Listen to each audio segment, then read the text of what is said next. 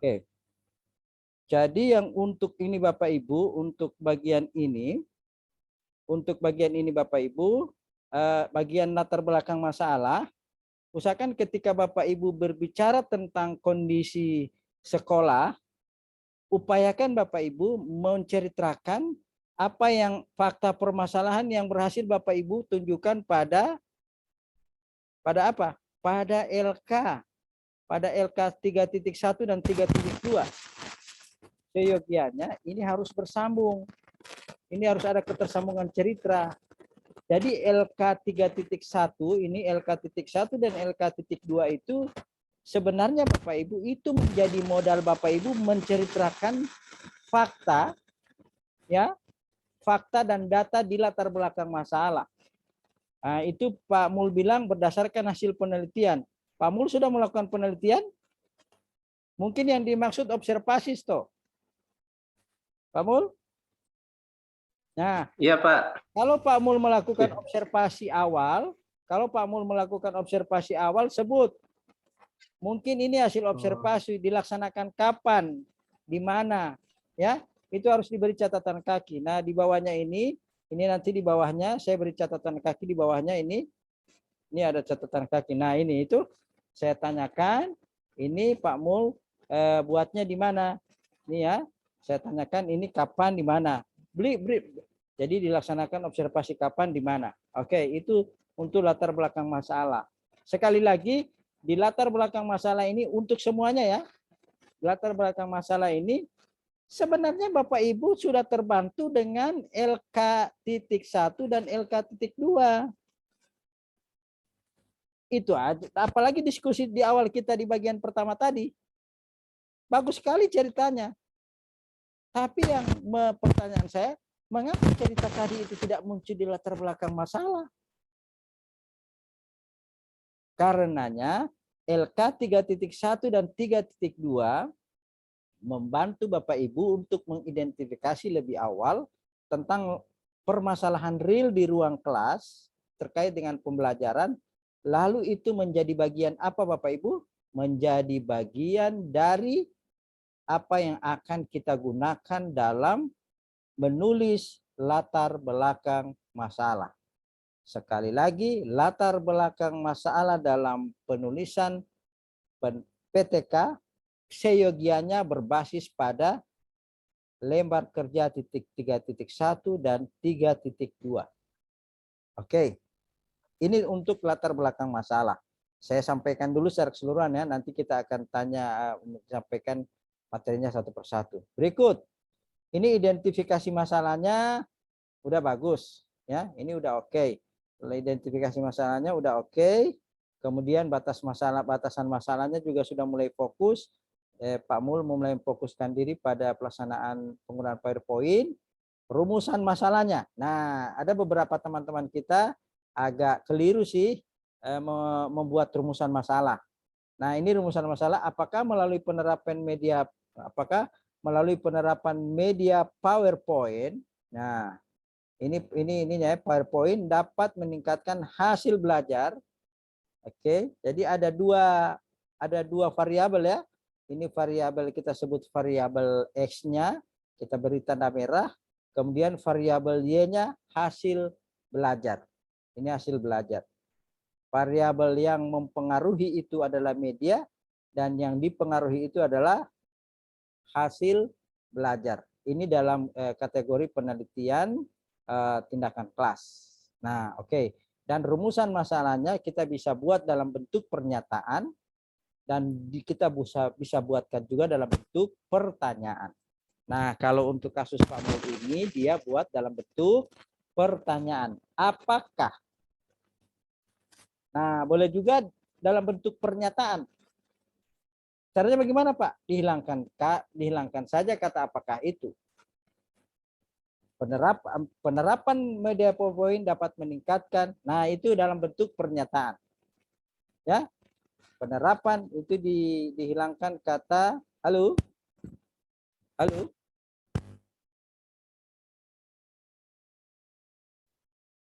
Ya, Pak. Ya, Pak. Dengar, Pak. Boleh ya? Ya, Pak, ya. Jadi kalau ini Pak Mul kan dia dalam bentuk pertanyaan, apakah melalui penerapan media PowerPoint dapat meningkatkan hasil belajar peserta didik pada mata pelajaran fikih, materi ketentuan hal di kelas Palu? Itu pertanyaan. Boleh juga rumusan masalah kita gunakan dalam bentuk pernyataan. Caranya pertanyaan aja yang dihilangkan.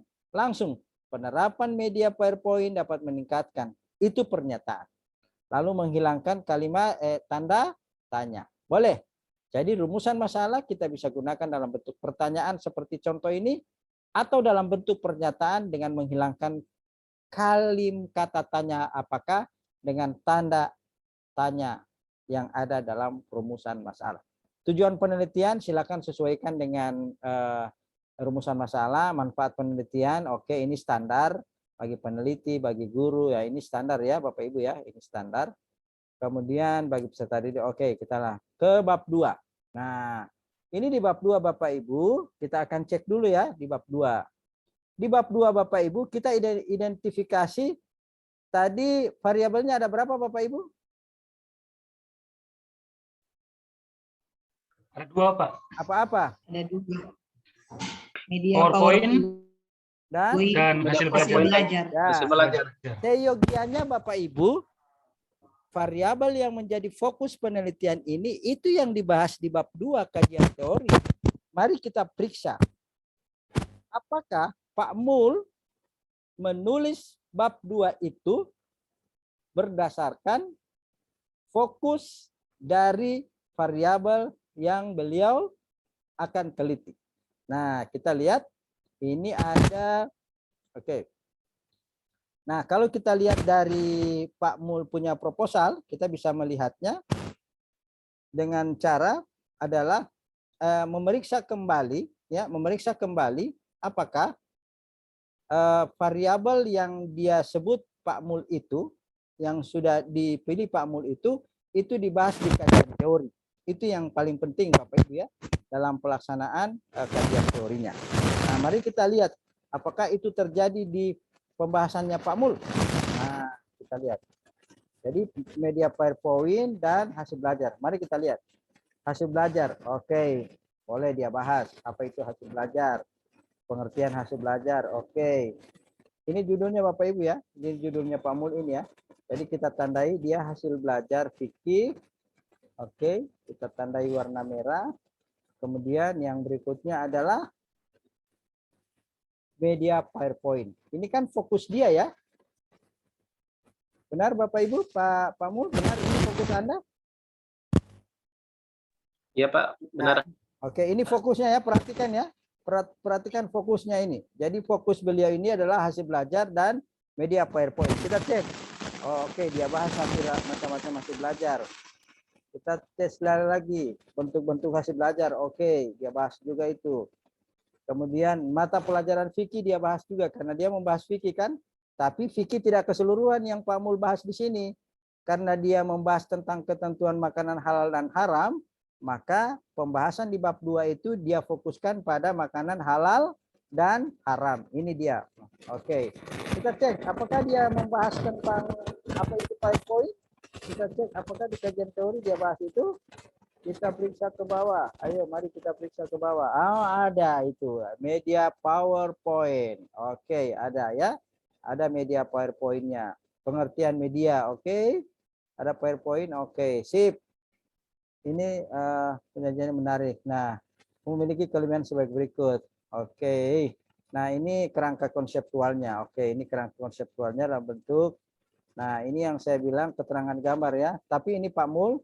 Tadi Pak Mul ini kan terpisah-pisah. Ini saya sudah grup. Ini, jadi cara grupnya tahu kan Pak Mul ya. Di blok semuanya ini gambar-gambar. Oke. Kemudian klik kanan Bapak lalu tulis grup.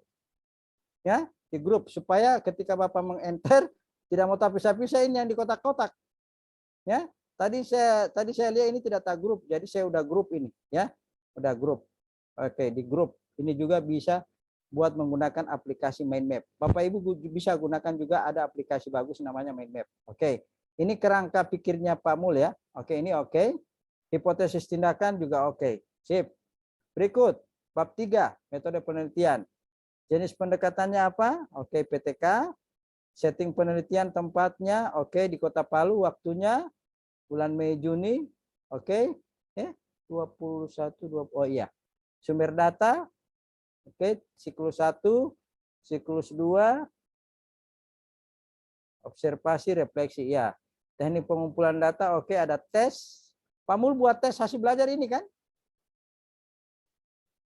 Ya Pak, buat. Oke. Nanti kita lihat lampirannya, ada lembar observasi. Ini lembar observasi untuk pelaksanaan media PowerPoint kan? Ya Pak. Oke, kita cek nanti prosedur penelitian. Oke, ini ada ininya ada. Nah, ini siklus. Nah, ini Bapak Ibu kan ada perencanaan, ada pelaksanaan siklus 1, kemudian diamati, ada perencanaan lagi siklus 2, ada refleksi dan sebagainya. Oke, ini sip, ini oke. Terus kita lihat lagi ke bawah pengamatan observasi, ini teknik analisis data, ini standar ya. Jadi Bapak Ibu metode penelitian dalam PTK ini standar ya. Perbedaannya hanya pada cakupan data, jenis data itu, tapi dalam sisi prosedurnya itu relatif standar ya. Bapak Ibu bisa lihat. Nah, ini juga oke. Kita nah ini setelah ini langsung bab 4 Pak ya. Ya. Setelah ini langsung bab 4 hasil penelitian dan pembahasan. Nah, ini kajian pustakanya, lalu kirim lagi ya. Ini saya belum melakukan penilaian ini ya. Saya ingin tak cek dulu apakah nanti kalau ini penilaiannya kalau sudah dikasih nilai kan biasanya nggak bisa lagi revisi. Apakah yang dimaksud di sini ini laporan PTK atau hanya sekedar proposal, sehingga itu saya belum memberi nilai, tapi komentar dan nilai saya sudah siap standby. Oke, ini RPP ya. Nah, ini saya bilang ini PTK siklus 1. RPP PTK siklus 1. Kita lihat. Oke, ini ada ininya. Ada konsepnya, ada oke. Nah, ini kan dengan dia menggunakan RPP untuk RPP yang ke-13 ini. Lalu pada berikutnya dia menggunakan RPP dengan pola K22. Yang K22 juga dilihat-lihat dia punya jenis kelamin juga belum jelas. Oh, cuma kepalanya yang modul K22 isinya K13. Nah, ini jenis kelaminnya begitu. Nah, ini tes dia ya, yang nanti dia gunakan untuk mengukur hasil belajar di atas. Ini tesnya dia ini. Tapi tesnya ini kelas MTS ya pertengahan lah kalau dari posisi HOTS. Oke, tidak semua di HOTS kan Pak ya, hanya beberapa poin saja. Oke, ini dia penilaian sikap spiritual. Lalu ini penilaian sikap diri. Oke. Berikut kita lihat yang RPP, ini penilaian antar peserta. Kita lihat RPP yang berikutnya, yang untuk pertemuan berikutnya kan. Nah, ini yang saya Pak, ini yang saya koreksi Pak, ini Pak Mul. Bapak itu kan mengamati media, penggunaan PowerPoint. Lebar observasinya itu yang saya rubah. Pastinya pengamatan Bapak ke bagian ini. Karena dia media PowerPoint, pastinya yang diamati bagian-bagian ini Pak. Pak Mul ya. Media disajikan membantu pemahaman siswa ya atau tidak. Skornya dikasih skor 3, 4. Mestinya yang menilai ini siswa atau teman sebaya yang mengamati. Tampilan desain dan warna. Ya, tampilan desain dan warna disajikan secara serasi. Tanya sama siswa ini, nanti mereka memberi skor 1, 2, 3, atau 4. Gambar disajikan secara jelas dan menarik. Soalnya di lembar observasi Bapak, itu tidak mengobservasi penggunaan PowerPoint. Sedikit sekali informasinya. Jadi Bapak fokusnya ke sini, ke penggunaan PowerPoint. Ini yang saya koreksi. Kemudian dari format media, kejelasan tulisan, warna background, daya tarik gambar dan media, kesesuaian gambar dan media pembelajaran, kemudian kejelasan audio. Kalau Bapak memasukkan audio di situ kan, ketepatan ukuran huruf. Nah, ini saya sudah beri masukan Pak. Nanti Pak Mul beri penjelasan saja kalau 1 itu kurang, cukup, baik sekali 4. Nanti gitu. Nanti diskor hasilnya gimana. Dan ini diobservasi pada setiap pertemuan Pak ya, RPP 1, RPP 2, Bapak lihat ini. Apakah semakin hari skor untuk penggunaan media ini semakin meningkat atau tidak. Nanti dari sini kan Bapak bisa kelihatan, oh kayaknya tampilan desain warna saya kurang serasi, saya kasih bayar dulu ini Nah, gitu. Nanti kan siswa menilai itu. Oh gambarnya nggak jelas Pak, oh berikutnya saya kasih jelas. Supaya berikutnya poinnya bisa di antara 3 dan 4 fullnya. Dan itu kan ketahuan, hasil observasi Bapak bisa ketahuan kalau modelnya begitu. Dan terakhir ini RPP siklus 2, sama polanya Pak ya. Dilihat, dites lagi anak-anak, lalu dilihat juga peningkatan hasil observasi medianya. Kira-kira begitu. Ya. Oke.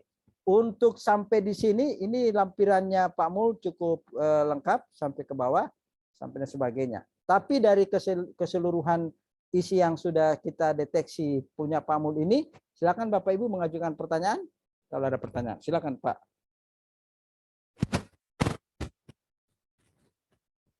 Silakan Pak. Pak Mul terutama. Silakan Pak Mul.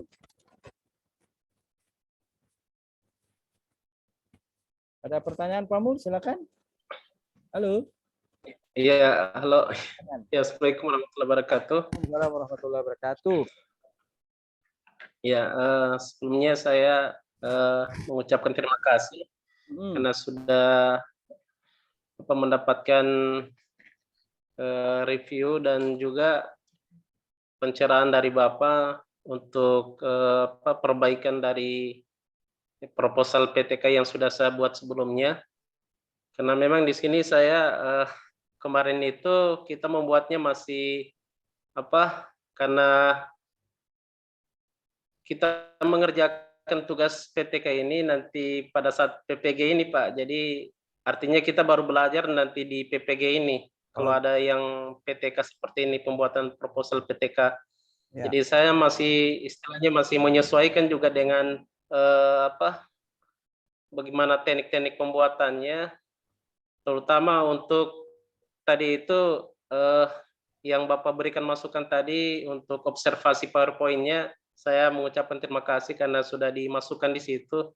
Karena memang saya juga masih agak kurang sekali dengan untuk pembuatan PTK ini. Ya. Okay. Mungkin saya cuma ucapan terima kasih saja Pak ya. Oh baik. Kita lihat. Waalaikumsalam warahmatullahi wabarakatuh. Kita lihat Pak Bambang punya ya. Kita buka satu-satu nih hasil teman-teman ya. Oke, ini punya Pak Bambang nih. Halo, berdasarkan masukan dari catatan kita ke Pak Mul, ayo mari kita lihat punya Pak Bambang dulu ya. Mudah-mudahan pelan-pelan. Ini dari sisi latar belakang masalah. Ada catatan saya juga. Ini oke, ini kan ada lembar pertama. Oke, ada rumusan masalah. Semestinya ini Pak dikeluarin aja ini. Langsung ke cover saja, cover. Ini bab 1 pendahuluan ya? Atau langsung ke kita lihat. Coba. Oh, covernya nggak ada Pak. Oh, yang form identifikasi masalah ini kalau saya saran dikeluarin aja Pak ya. Diganti aja. Ini kan cuman form untuk membantu saja untuk penguraian kan. Ini kan cuman pengantar saja untuk identifikasi awal. Sebaiknya ini dihilangkan saja Pak. Karena ini kan ulasan ini sudah ada di setelah ini kan, sudah ada kan. Jadi saya sarankan ini dihilangkan, diganti aja sama cover. Karena Bapak kan sudah mulai ulasannya kan mulai di sini nih. Mulai di nah ini covernya. Jadi bagian ini dihilangkan aja Pak ya, bagian depan itu ya. Itu cover. Langsung ke sini aja Pak. Baik. Ini oke. Ini oke. Next kita lihat. Oke. Dan protoka ini cuma latar belakang masalah, kita lihat. Mengetahui memahami tujuan pembelajaran fikih, latar belakang masalah. Nah, ini Pak, ini Pak Bambang. Ini latar belakang masalahnya ini belum kuat nih. Iya Pak. Seperti kuda-kudanya ini, kuda-kudanya nggak kuat ini. Hanya kita tendang kaki kiri ini Bapak bisa terbanting ini. Nah, mestinya harus dijawab ini. So what? Ada apa dengan pembelajaran fikih? Ada apa dengan pembelajaran fikih, terutama materi pernikahan di ini? Di kelas 11 Khairul Ummah ada apa? So what? Ada apa? Lalu kenapa Bapak harus memilih model problem based learning? Misalnya Bapak cerita bahwa oh iya selama ini hanya sifatnya metodenya konvensional sehingga anak-anak tidak perhatian dan sebagainya. Dan sebenarnya di LK yang Bapak sudah isi LK 3.1 dengan titik 2 itu cukup membantu Bapak menarasi di bagian ini. pertanyaan saya, apakah LK 3.1 dengan LK 2 Bapak sudah narasi di latar belakang masalah ini? Belum, Pak. Nah, Karena ini ya. nah, itu LK dia. LK1 dan LK2 kan barusan nih, baru ini. Udah masukkan di sini, Pak ya. Iya. Masukkan di sini ya. Iya, Pak. Itu gunanya Pak. LK 3.1 dengan 3.2 untuk membantu Bapak Ibu melakukan uraian dan narasi di latar belakang masalah. Semuanya ya, Bapak Ibu semuanya ya. Oke. Lalu sedikit dibahas. Karena Pak Bambang membahas problem based learning, ayo dibahas sedikit. Kenapa memilih problem based learning untuk masalah ini? Nah, kalau rumusan masalah, apakah penerapan model pembelajaran? Ini oke, rumusan masalahnya boleh. Mantap. Identifikasi masalah, oke, sudah oke, sip. Ya. Ini cara pemesanan masalah, bolehlah kita lewati. Oke, sip. Berikutnya kajian teoritis. Nah, sekali lagi Pak Bambang ya, kajian teoritisnya berarti Pak Bambang fokus ke variabel apa?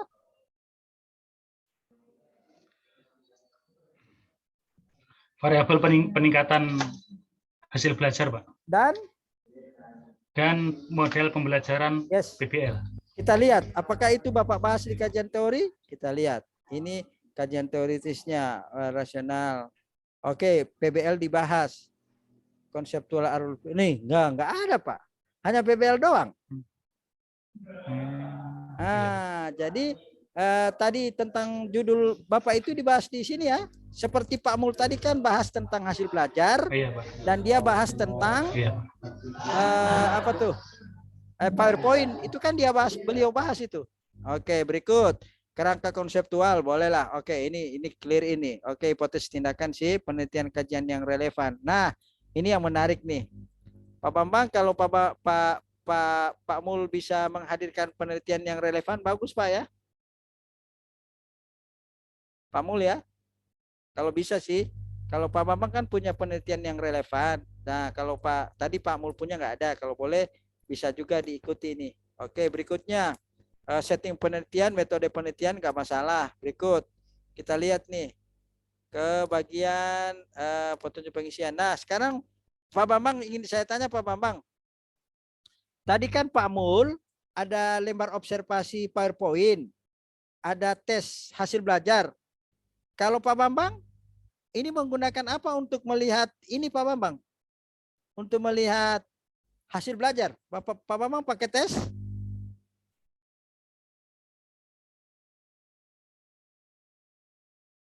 Mic-nya Pak. Mic-nya ter-unmute.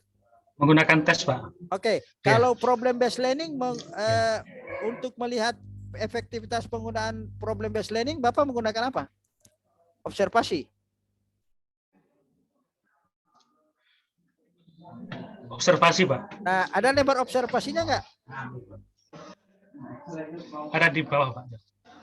Ini lembar observasi untuk PTK ya. Ini cuma sarana? Iya, Pak. Lembar observasi untuk secara spesifik tentang Operasi PBL nggak ada, Pak. Iya. Nah, itu Pak ya, tolong dilengkapi Pak Bambang. Iya, Pak. Dicatat. Pak Bambang perlu melengkapi ini dengan lembar observasi pelaksanaan PBL. Problem based learning itu yang dilengkapi Pak. Iya, Pak. Karena itu data yang akan Bapak ambil di lapangan dan menjadi laporan PTK Pak. Kalau nggak ada itu, Bapak mau laporkan apa? Hasil belajar. Lalu tentang PBL-nya bagaimana? Jadi kan dua hal yang dilaporkan. Laporan hasil belajar di sisi yang lain, lalu laporan tentang pelaksanaan PBL di sisi yang lain juga. Artinya begini, apakah dengan peningkatan dan perbaikan apakah dengan peningkatan dan perbaikan PBL itu akan diikuti dengan peningkatan dan perbaikan hasil belajar? Di situ esensinya, Pak. Esensinya di situ, ya. Sekali lagi esensinya di situ. Nah, kalau Bapak hanya memiliki hasil belajar, kalau Bapak hanya memiliki hasil belajar, tidak memiliki pengamatan lembar observasi untuk pelaksanaan PBL, pertanyaan saya, lalu apakah hasil belajar tadi akibat dari pelaksanaan PBL atau hanya faktor lain? Bapak kan tidak bisa jawab itu karena tidak ada data pelaksanaan PBL kan? Oh iya, Pak. Nah, oleh karenanya dua-duanya harus dicuplik, harus dilihat. Pelaksanaan PBL Bapak gunakan lembar observasi, sementara pelaksanaan yang lain Bapak menggunakan tes, hasil belajar gunakan tes. Sekarang ke Pak Salman dengan Ya. Ibu Sarini saja. Ini kita tinggal 9 menit. Kalau Terima Ibu kasih, Sarini, Pak. baik. Ibu Sarini menggunakan apa Ibu Sarini? Apa judulnya Ibu Sarini? Pak, saya kemarin model juga discovery learning, dan setelah saya lihat hasil dari koreksi dari Bapak, saya bisa paham bahwa memang ada item-item pada instrumen pada PTK itu masih ada yang kurang dan perlu saya lakukan. Kemudian perubahan peserta didik siswa menjadi ke peserta didik, serta pada rumusan masalah sama saya dengan Pamul kemarin itu Pak, ada bentuknya pertanyaan. Jadi sehingga ada Bapak sampaikan tadi choice-nya boleh menggunakan pernyataan.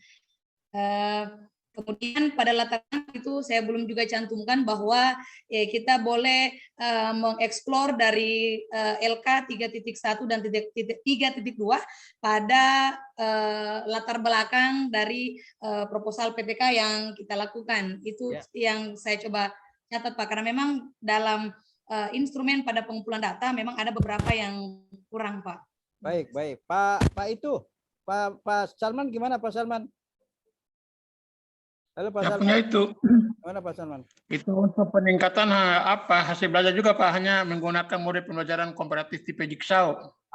Kalau begitu Pak Salman harus menyiapkan tes hasil belajar, lalu menyiapkan lembar observasi pelaksanaan Jigsaw untuk memastikan bahwa peningkatan hasil belajar betul-betul terjadi karena ada perlakuan model Jigsaw. Bagaimana mungkin Pak Salman bilang bahwa hasil belajarnya baik? Apakah bisa dijamin itu karena pelaksanaan Jigsaw? Belum tentu, karena tidak ada datanya. Tapi kalau Bapak punya data hasil belajar meningkat, lalu ada form pemantauan observasi pelaksanaan tahapan-tahapan Jigsaw juga terjadi perbaikan secara simultan, itu kan kita bisa pastikan, oh ternyata pelaksanaan model pembelajaran Jigsaw yang terus dibenahi itu akan meningkatkan hasil belajar. Jadi PTK itu semata-mata apa Bapak? Kita memastikan bahwa treatment, perlakuan yang kita berikan kepada peserta didik di ruang kelas itu bisa memberikan efek terhadap hasil belajar. Nah, karenanya dua-duanya harus dikontrol kan? Lihat tes hasil belajarnya kita pakai tes. Kalau ada yang pakai minat, kita pakai kuesioner minat. Tapi untuk melihat untuk melihat pelaksanaan Jigsaw, Pak Salman pakai apa?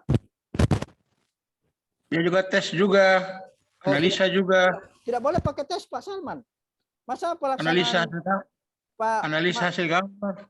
Bukan, pelaksanaan ini, tahapan pelaksanaan Jigsaw. Apakah model pembelajaran Jigsaw itu Bapak laksanakan dengan baik atau tidak? Apakah tahapan-tahapan pelaksanaan Jigsaw itu dilaksanakan dengan sesuai dengan tahapan pembelajaran menggunakan Jigsaw atau tidak? Itu contoh lembar observasinya, ya. Pak Salman ya? Begitu. Nah, saya lihat Pak Salman punya di sini. Saya lihat Pak Salman punya di bagian ini itu tidak mencantumkan itu Pak Salman ya. Nah, ini beberapa catatan saya terkait dengan catatan Pak Salman. Nah, ini saya sharing Bapak Ibu ya. Ini catatan scoring saya. Ini scoring sudah penilaian. Ini skor.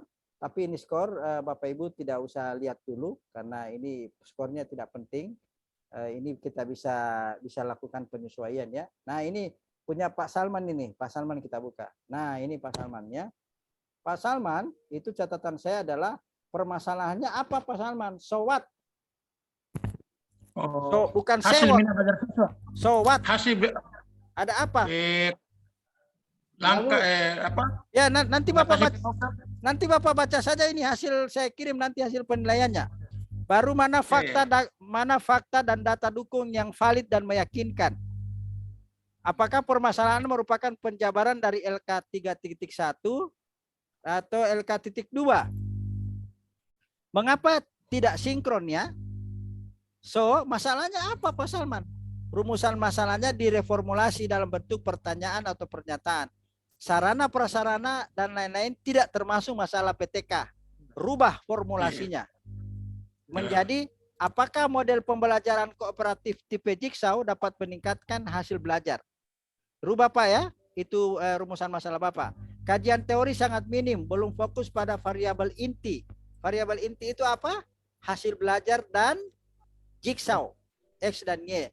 Metodologinya belum fokus pada kebutuhan data, terutama model Jigsaw dan minat belajar. Pastikan ada perbedaan dan kesinambungan perbaikan tindakan antar RPP, format lembar observasi. Nah, semua Bapak Ibu punya lembaran-lembaran begini. Ibu Pak siapa nih? Pak Salman ada, Pak Bambang ada, Ibu Sadia ada, Pak Aris ada, Ibu Nurwahida, Ibu Sarini dengan Pak Bambang belum saya lakukan penilaian. Nanti saja. Oke. Sekarang saya itu Bapak Ibu, kita menjelang 3 menit terakhir, ada pertanyaan? Silakan.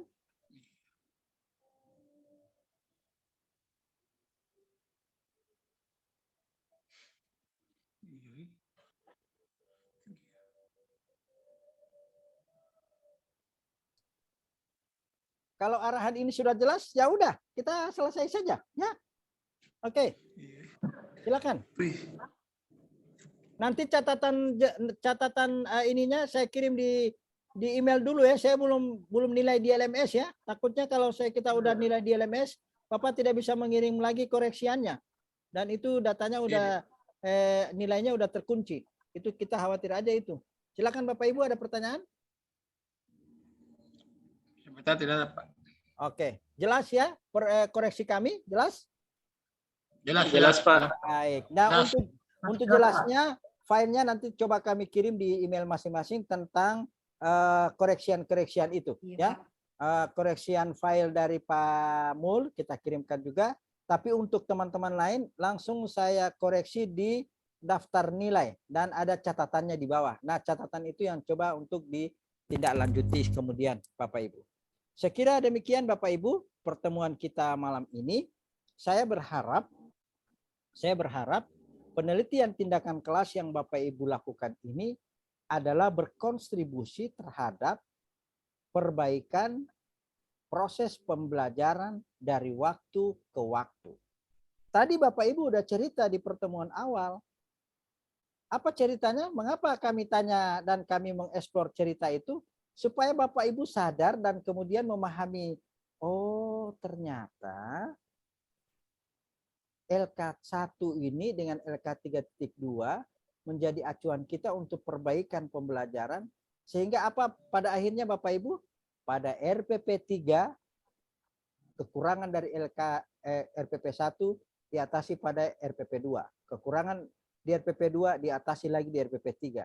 Semakin hari, semakin kita mendapatkan kesempurnaan pelaksanaan pembelajaran. Kelas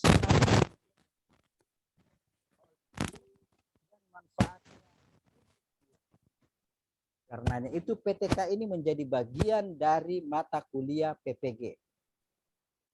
Jadi Bapak Ibu belajar PTK jangan berhenti di PPG ya. Lakukan secara terus-menerus. Bapak Ibu bisa menulis laporan, bisa kirim di jurnal, bisa meningkatkan Ibu punya KUM. Siapa tahu Ibu Sarini jadi kepala sekolah, Ibu Pak Nur, Pak Bapak.